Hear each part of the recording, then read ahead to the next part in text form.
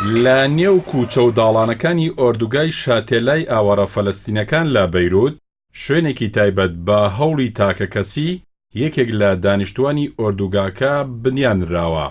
ئاماج لەم شوێنە کە وەک مۆزەخانەیەکی کولتوری لێ دەڕوانرێت پاراستنی کەلەپوری میلی و نەتەوەی فەلەستینیەکانە لە ناوبردن و فەوتاندنی لەلایەن سوپای ئیسرائیلەوە.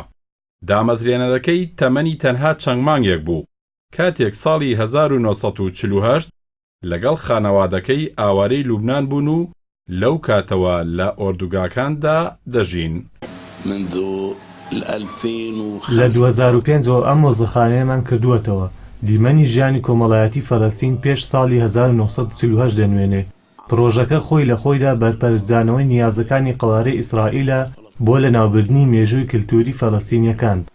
ئیسرائیل لە ساڵی 1948ەوە زەوی ئێمەی فەلەستینی داگیر کردووە، بەڵام ناهێڵین کولتور و کەلەپورەکەشمان لەناو بەرێت، چونکە پلانی بۆ ئەوە داڕشتووە ئاسەوارەکانی شارستانیەت و مێژوومان بە تەواوی بسڕێتەوە.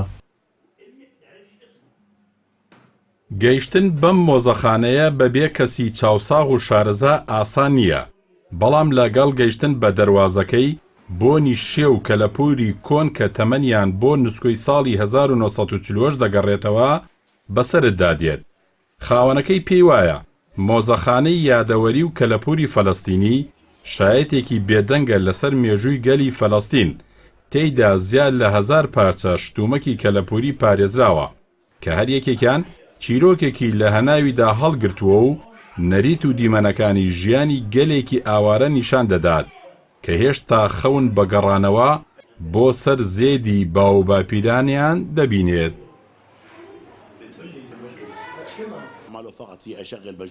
دەوترێت فەلەستینیەکان خاوەنی یەک کێشە و یەک چیرۆکی کارەساتن.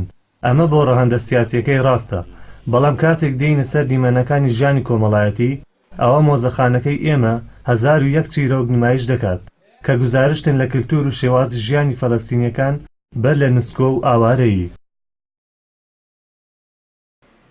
سەردانیکارانی مۆزەخانەکە دەڵێن بیرۆکەی دامەزراندنی ئەم پرۆژەیە لە ساڵی 2015 لەوەوە سەرچاوەی گرت ڕێگری لە نەناوچوونی کلتوری نەتەوەی گەلی فەلەستین بکرێت، دوای ئەوەی ئیسرائیل خاکەکەی داگیرکردن و شوێنەوار و مێژووی ئەو گەلەی لەسەر جۆغرافیای ناوچەکە سڕیەوە.